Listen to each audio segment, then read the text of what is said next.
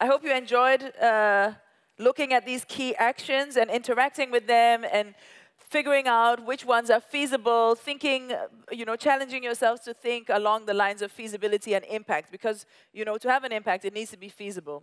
As I said earlier, we're here with people who can do a lot. Everybody can do something, but there are some people who can do more than others. So we decided to organize a dinner party with our very powerful friends. So we have now reached a place full of action. I would like to invite a couple of our guests to join us here. Can I come to your party, Amma? You are welcome at my party, but you're not allowed to talk too much. Okay, I'll try. All right, so, but maybe you can help me with the seating arrangements, Lynn, since you are the first guest at the party. That's why you should never arrive too early at a party. So, we've seen the illustrations, and we're here with representatives of the Ministry of Foreign Affairs. We have Marion Jansen. I would like to invite her to join us here on stage. Give her a warm round of applause. You can, yeah. We have Lucas Dupré, who is the Senior Policy Officer of Global Climate Policy at the Ministry of Agriculture, Nature and Food Quality. Did I say it right? Please give him a warm round of applause. Can you also take a seat back there? Sorry. Marion Jansen, by the way, very important, is not only representing the Ministry of Ministry of Foreign Affairs, but also is the Policy Officer for Food and Nutrition. In case you are wondering, why is there someone from Foreign Affairs? This is her specific job in the field. So we will also have Josephine joining us online. I hope that still works. I would like to invite our two youth representatives, Sarah Oei and Wouter Ubink, to join us here. Back on stage. Danush Dinesh, please join us as well. David, yes, David's still here. Please join us. Rebecca, please join us. Lynn will help you find a seat. Pick one.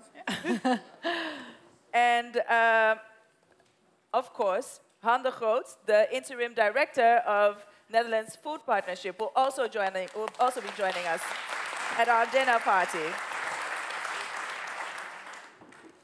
So cool.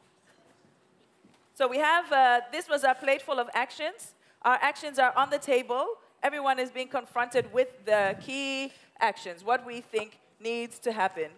I think you look really fabulous at our dinner party. You do. And you have candles. I don't know, are you guys invited to the dinner party? Those of you here? Maybe they think yes, yeah. You are also at our dinner party. And you are at the dinner party, and we're here to really look at this plate full of actions. David, I'm sorry I'll be talking from a little bit behind you, but I want to be visible at the dinner party. So, yeah, thank you. So, yeah, some of you can have a date. Not everybody can have a date. So I would like to start with the representatives from the ministries, because you are, I assume, going to the COP in Egypt in November. Only one of you is going. I'm not, but Lucas is, yes. Are you involved in any way? Just a little bit on the sideline, but one of my other colleagues in my team is. Will go. Is yes. Okay. Okay. That's fine. Look, you're going, Lucas. I'm going there. Can we agree at this dinner party? First names? Are we cool? Yes. Okay. Thank you. So I want to hear from both of you. What are some of the things that stood out for you as you've been listening today?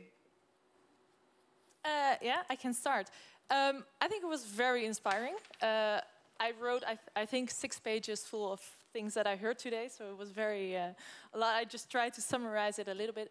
I was very inspired mainly by the local examples, the local realities. So the examples we had from Nigeria, from Uganda, from Rwanda. And I think that we can, and it was said already before by some people, we can use a lot more local knowledge, local networks, and of course I'm representing the ministry in the Netherlands, and we always say we have a lot of knowledge in the Netherlands about food, about agriculture, but I think we can use the local knowledge a lot more actually, and we should also really look at the local context and the opportunities that are there. Yeah, that was one of the things that really stood out for you. And for you, Lucas? Thank you. What stood out for me was how passionate everyone has been in their interventions. That first of all. Second of all, also that everything has been put on the table. We hear things about agroecology. We heard about the consumption patterns that we have to change. And we also hear that finance is not going sometimes in the right directions. Access to finance is an issue. So all things that matter have been put on the table. I really like that. Yeah. And third of all, lastly, also the different innovative solutions that have been presented. And then I think of the coffee-free coffee, which you presented, but also the video with the woman in Indonesia who also had an innovative solution to deal with the current challenges she is facing. So I also really like that. That stood out for me. Well, I'm glad that you are both here and inspired. You're feeling inspired. Is everybody feeling inspired? Yeah? Okay. The front row, not so much. But maybe we'll get there later. But I want to go from inspiration to this action thing we've been talking about. Because actually these actions, there are 9 in total that we've now put on this grid. You see a lot of them in this feasible and impactful corner, majority of them, right?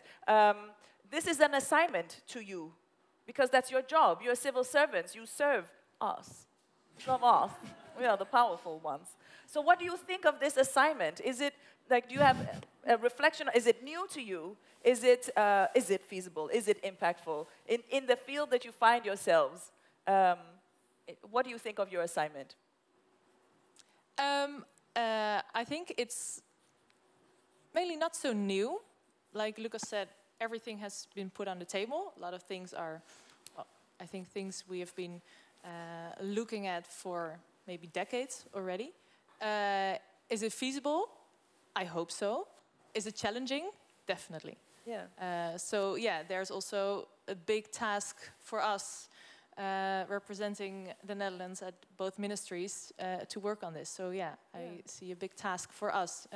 Not only me, luckily, but also my other colleagues. Yeah. Yeah. Just to follow up on this, where do you see the biggest challenge? Because Danush, it's okay to call you Danush, has said, you know, that we've been talking about actions. Many COPs ago in Paris, we said, we are going to do this. We didn't do it. We've come up with paper, we've written, pushed lots of papers, put our stamps, put our signature. The action is not coming. So where do you see the barriers? What's stopping the action? Because you say it's a challenge. I think the challenge is something that Danush also mentioned before. Policy change is slow. Yeah. I think that's the biggest challenge. And that's also our challenge. If we want to change the policy, it's quite difficult. So I think we need others outside the ministry who come up with innovations that can push us, policymakers, to make that change faster than we maybe think we can. Yeah. So yeah, I think it's a thing that we have to do together, not just policymakers, because yeah, we're also limited in that sense. So you need external accelerators. Yeah, definitely. Okay, and how about you, Lucas? Well, how do you see it, this assignment, and what do you think the ministry's approach should be as ministries? Because we see these challenges, we're sort of not really moving fast. And what you see, it's as Danush told us, it's 27 climate summits already. For me, this will be my second, so I'm still relatively new, and last year was my first. When I entered the negotiation room, I was also a bit shocked, to be honest, to be that for the first time, that we are discussing nitty-gritty details to be in a text, while outside people are protesting and showing the reality which is out there, and that we have to act. At the same time, we need countries together. We need them to move into the right direction. So the process is important and it has to happen, but it is a challenge. We are there on a consensus-based basis, so we have to agree with all of us. Where I do get inspiration from, and which might solve the challenge, is exactly these sounds we've heard today. You also hear them during the climate summit itself, because there'll be thousands of people walking around there showing these solutions, showing these new innovations we need, and also getting together, for example, via coalitions of the dedicated, as also Danush mentioned, and try to build action together. So I also do have somehow hope that we can turn these events in the right direction. Yeah, but do you see opportunities there? So you're talking about external accelerators. You're talking about people who are not in the negotiation room with you, negotiating, but are also influencing the process. Are there insights there or directions there strategically in terms of an approach? We've worked very hard. Nobody paid you to come here. Come up with lots of actions for you to take forward for us. How are we going to do this? What are some of our approaches to bring it forward? I'll start then. Yeah. That's okay. Now, what I really recall from being in my first climate summit is that you're in the negotiation room, and when you walk out, you see the protesters. And everyone sees them, not only myself, but every negotiator sees them. So that really inspires you to go for the change. So if you arrive next day, you're more dedicated to work, and I guess that will be valid for everyone there. I think that's a way to overcome it. And also, if I hear, for example, Rebecca, you spoke briefly about financing, and also about how we should change access to financing. Because these things are said during climate summits, we discuss them now, and we are now looking into, during the negotiations, how can we address that, and how can we improve access to climate finance going to the agri-food sector? So I think that's an important step. Yeah, thank you. I'm just curious, because we're talking a lot about the COP, and of course that's a giant moment, a lot of momentum around it, but a lot of people are not there, or have never heard of it, or are just in the reality that has nothing to do with what we think is reality at COP. I wonder from the other speakers, you come later, but from you, if we talk about these key actions and just like block COP out of our mind for a second, what is important then? How are we going to move forward? What is the key? What would you like to say to the rest of us? To borrow this. They don't have a mic. So if they don't have a mic, but they will. Yeah. In a sec. Anybody who wants to take on this? Okay, so I think David mentioned something, or either you mentioned something about coalition, and then picking up from what Lucas said, at the COP there are demonstration. At the COP there are demonstration of innovations, problems, and so on. While he talked, I am just thinking, is it not time for us to table some of these solutions and integrate it into the UN system? But again, whilst I don't have any solution, but whilst they talk, again, I see that country-specific situations differ. So whilst the Netherlands is making efforts, creating targets, and set whatever target to meet in the climate situation, then there's another country in somewhere which also has challenges, even financing its own budget, national budget, and so on. So, yeah, I don't really have a solution, but it's just to elaborate more on the complexity of the challenge. I was waiting for that word that David finds so boring to drop. Complexity. Yeah, complexity. It's really complex, but then again... But then how do we work... complexity can... that word and the concept can paralyze us, right? Because then we don't get it in. But how do we then work with complexity? But then I come in with the thought, I think either Pablo mentioned something about, or either you mentioned the word, I picked up from your speech about holistic and systemic thinking. So when we talk about system, it's not only about the earth system, but I think there are systems, country systems, financial system, seed system, knowledge system coming to work together. So I think that for me, if you ask me spontaneously as you're doing, I will go for the systemic thinking and pulling the knot together. Where do you have the solution? You bring it on board. What do you have? It requires a lot of listening and observing and really seeing like, oh, this is where there's opportunity to bring different parties together, different solutions together, different sides of the coin. So it's partnership, but not partnership as David is pushing, not partnership with money anyway. Did you want to add? I would like to ask, I really want to hear from you, Danush, because you've been talking about the COP, you've been talking about the lack of action, the stuckness in many ways. We make commitments, we are not able to really implement and move, and we have two people here representing two ministries. What do you think, how do you link these key actions that we've now together identified today to coherent outcomes in the end? If you look, what would you say to them? Well, at least to Lucas, who's going to the COP. I just wanted to share an anecdote as well, Yeah. because you mentioned like not everyone's deeply engaged in the COP and following it. So this was the best, and I struggled even after going for several COPs to understand it. And a friend of mine actually working in the Secretariat explained it to me, and he was Italian, so he used this example. So imagine the COP to be like a big pizza, you know, Of course. which needs to be divided amongst 194 or 195 parties now. So 194 pieces. Yeah. Yeah, without Coca-Cola. Some want Coca-Cola, some don't want Coca-Cola. Some want thin crust, some want, you know, thick crust. Some want tomato on it, some want pepperoni. And they have to decide on the size of the pizza slice as well. So this is why it takes 27, actually it's 28 years, because there were 2 years that lead up to COP26. So that's why it's so complex. And so this is the food analogy of how the COP operates, and I don't think that decision on how to divide the pizza will be made very soon. So we can't sit and wait as a community. But then what I also saw in today's list of topics and also discussions is that, you know, maybe there are some opinions of solutions that I don't agree with. Right. Yeah, and there may be others who don't agree with me.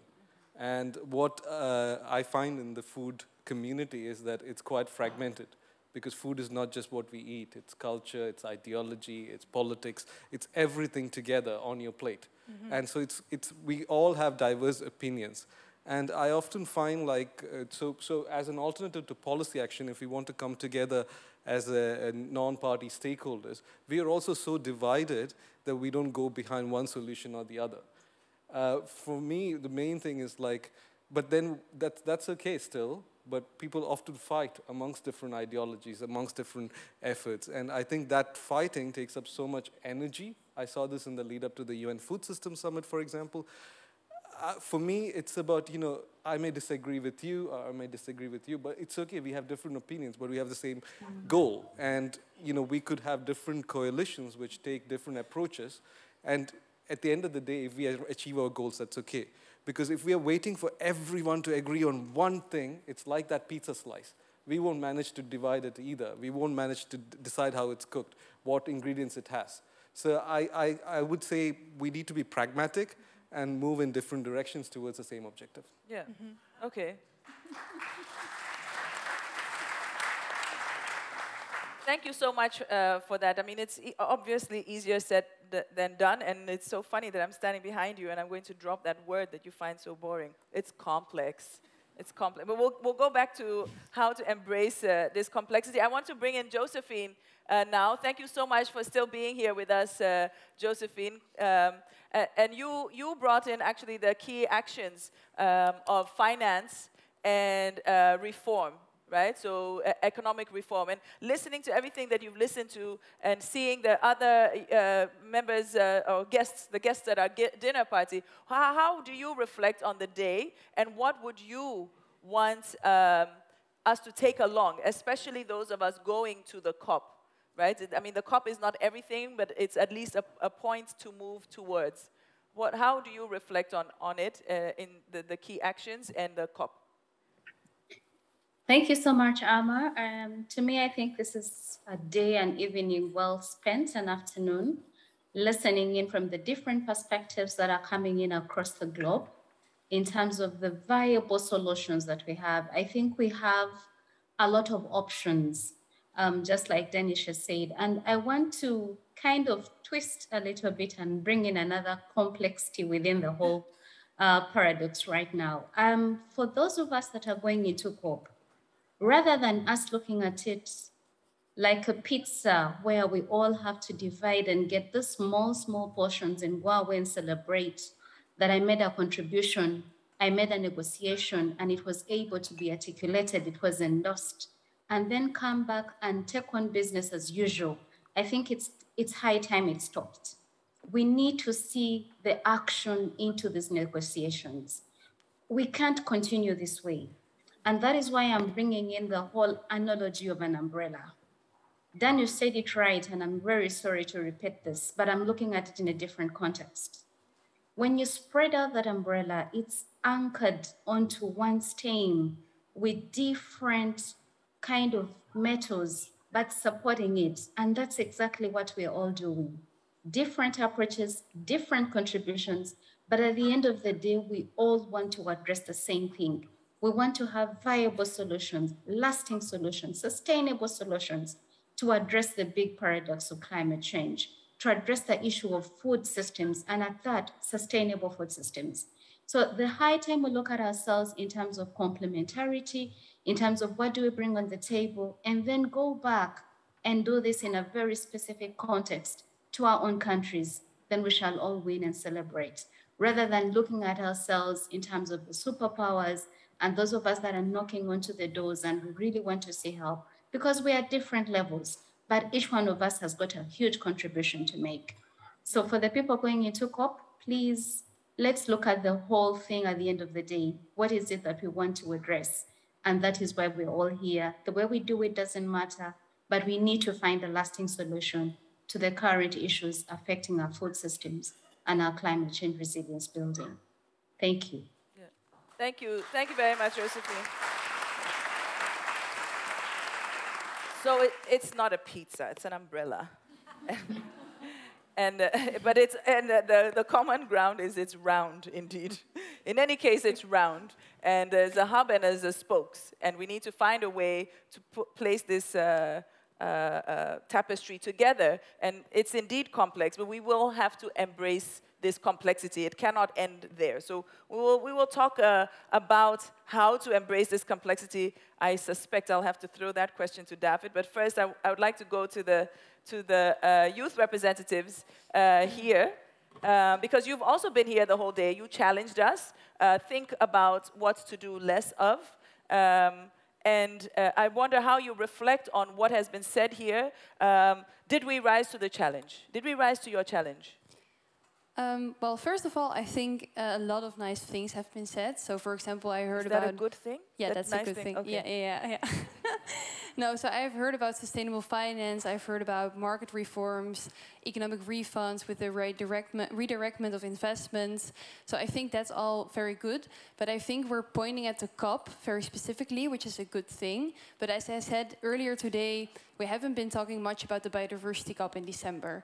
And if we really want to have this holistic approach and have this long-term view within the solutions we have been mentioning, we should also look ahead and we should have a long-term plan to actually implement this, because we as youth representatives have been busy working on an intergenerational test at the national and the international level.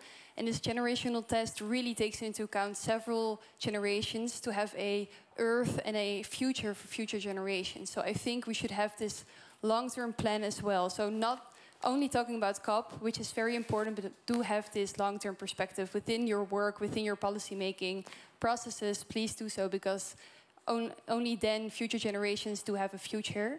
And secondly, what I want to mention is that next year in 2023, we have this global stocktake, which actually captures how we are doing with the implementation of the Paris Agreement. And this is a rhetoric question, but yeah, how do you think we're doing? So I think like a very interesting point that has been mentioned is not only looking at policy, but also looking at other stakeholders. So with this in mind, engage with youth, engage with other vulnerable groups that are not heard enough. So please do take them into account, because we need this holistic approach, but only with a long-term view and with the inclusion of vulnerable groups, we can only achieve that. And lastly, but thirdly, I also want to mention that we have to put nature and the environment at the center of our thinking. So currently we're putting human beings at the top of the pyramid, but that's not our place anymore. So we should really center around nature and environment, because only then we can actually implement the solutions we have been talking today. So with these 3 points. Yeah. Thank you. Thank you so much. Yeah.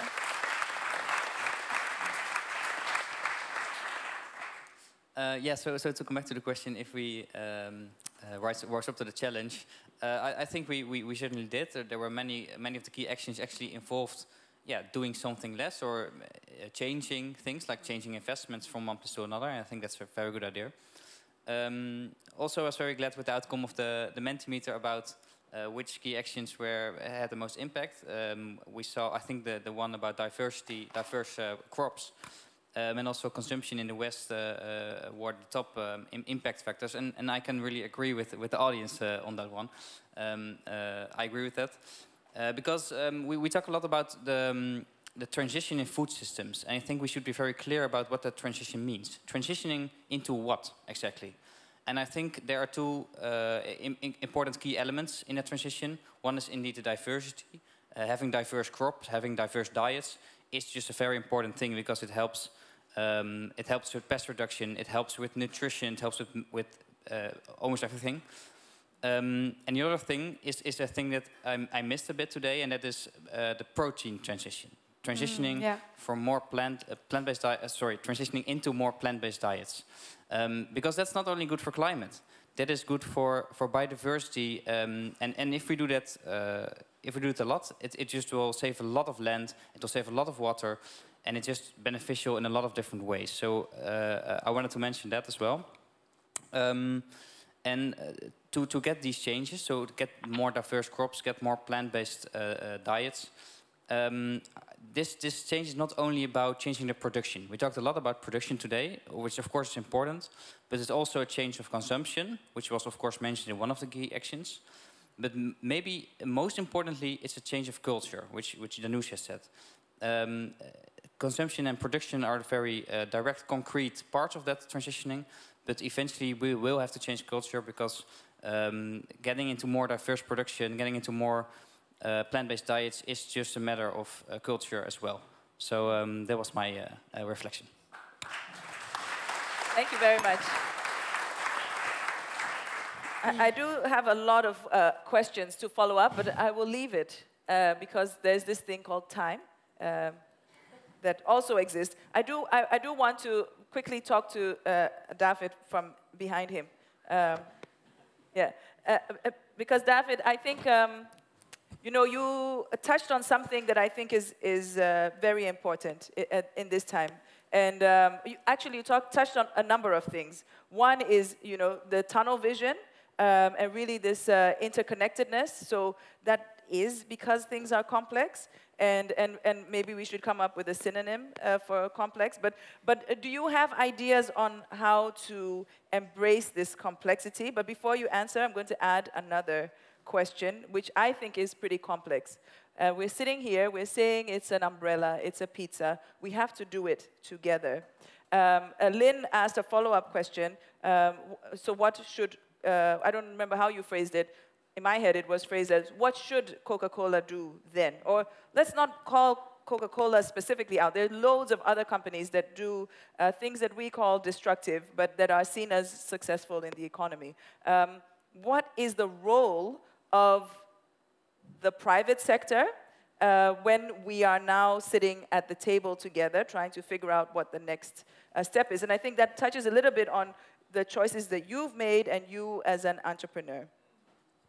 How long is the evening? Because this is 2 minutes. This in short. Well, from going to do something, that means stop meeting, stop talking, close your laptop and do something. That is a simple one. Yeah. Stop the talking, just act, do something. But I don't want to hide or go away from your questions, but it is really complex. How you ask it. I mean, okay, innovation is triggered by bottom-up, by startups, but you need corporations for scale. So I'm not against bigger forces in the economy. It exists. My whole point was, and I will repeat it there as an answer, I hope you agree that I put it like that, that is that there is corporations, they take room, and they maneuver in a way, which is to save their own livelihoods as an entity. They maneuver in a way that they need their license to operate just enough to keep going. And the way they go is, in a way, looking from a certain sort of critical perspective, destroying stuff. Yeah. And that needs to stop. And whether you call it colonialism or you call it soil degradation or any other of this spectrum of complexity, there is a force which needs to be limited and steered in a different direction, I would say. And therefore, we should not look to these corporate entities because they are stuck in a capitalist system of competition with each other. And they act green, but they are in competition with each other. They all look to market share, and they all... so I worked for a supermarket. What does a supermarket want? Selling Red Bull to kids of 11. That's what they really want, because there's a margin there. And selling Red Bull to kids of 11, that should stop. Or flying in fruit and vegetables. Easy, just to stop. Selling cigarettes, we're about to stop it. So you see things can stop, but there's governmental stuff needed. And self-regulation, it can, in some cases, trigger anything. Like chickens have a little bit more space because of private initiatives. I used to work on that. But in the barn, the animals were like this, and now they are like this. Yeah. That doesn't make a change. We need policy interference, I would say. Nice. Stop the time. Yeah. Thank you so much for clarifying that. There's certain things that are just easy to stop. Now, I would like to ask Han de Groot, the interim director of NFP, to let us know, because NFP has brought us all here together. You are hosting us here. And now at your party that you hosted, now we're talking about action. So it means we're not sitting back and soaking things in. We have to get moving. We have to move our shoulders out and stretch our arms and be the umbrella. So what are you carrying forward? What is the NFP going to do with these key actions? Thank you, and thank you again for coming. It's really great to see you all here. Of this list of 10, 11 actions, one that stood out for me was the one to go beyond the willing, to have coalitions of the determined. And we're very proud to host a couple of those coalitions here in the Netherlands as the NFP, and we see many of you forging coalitions here in the room, but also online. So if we want to cut through the complexity, I think we do indeed need some of those determined coalitions. And that's extremely important. Because it has been said many times, policy won't do it. It's needed, and we need stricter policies, but maybe we can't wait for that because 27 COPs in 28 years, I believe. We don't have another 28 years to craft that policy. We need action, and we need determined coalitions, everyone at the table. So that includes big corporations, consumers, civil society, and governments. We can help engage those parties, get you in the room, help to forge coalitions, and support them in the first initial stages of their development. So that is what I can pledge to contribute. And we call ourselves a partnership. And that means that it's more than our organization. It's actually you, the bigger audience also now listening to us and participating online, and even beyond that.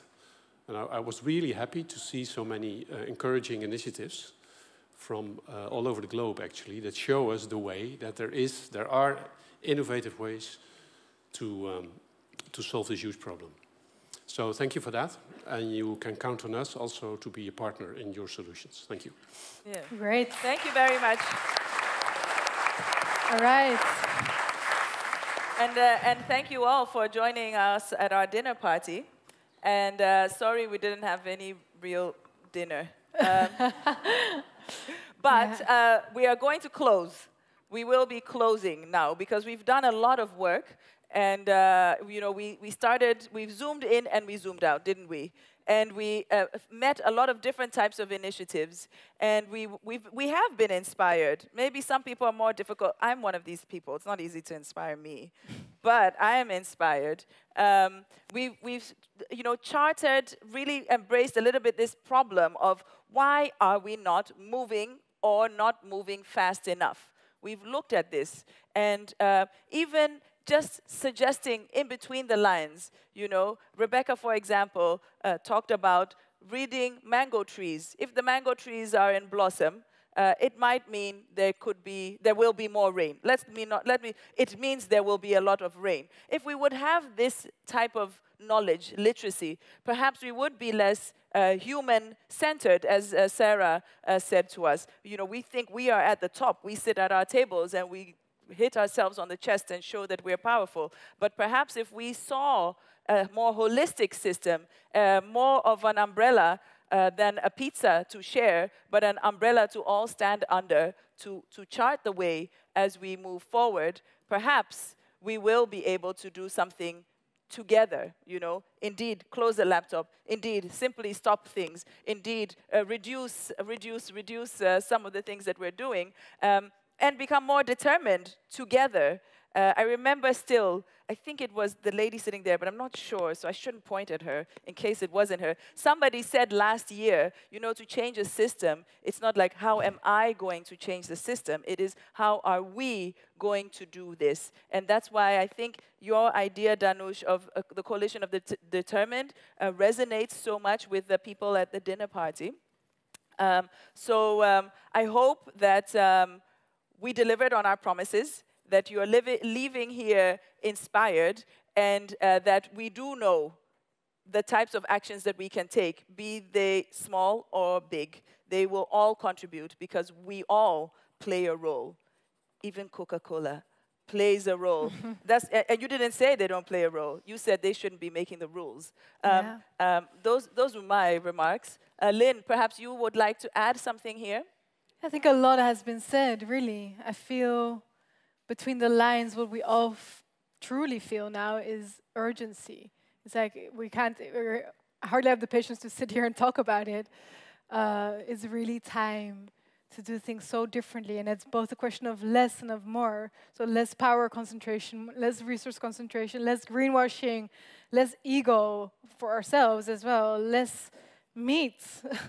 Less, you know, we know what it says, and more distributive justice, more ambition in our policy and how we do things, more diversification, more local knowledge inside. So that's what I take away from this, and I think we just want to really thank you all for being here, bringing your attention not only today but generally to this work.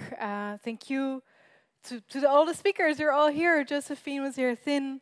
Thank you to the ministries for taking it forward. Thank you to NFP for convening us and bringing us together. Thank you to Podcast for having us all here. And yeah, I think it's. I would like to thank Lisette, Papsek, yes, and Peter. Yeah, you're still here. Yes, Samoa, for the music. Yes, you're for here. For the music, you're because here. they remind us that with just a few things, with just a few sounds, we can move, we can travel, we can connect, we can feel. So I do really appreciate the role of the arts in imagining what might be. So thank you all.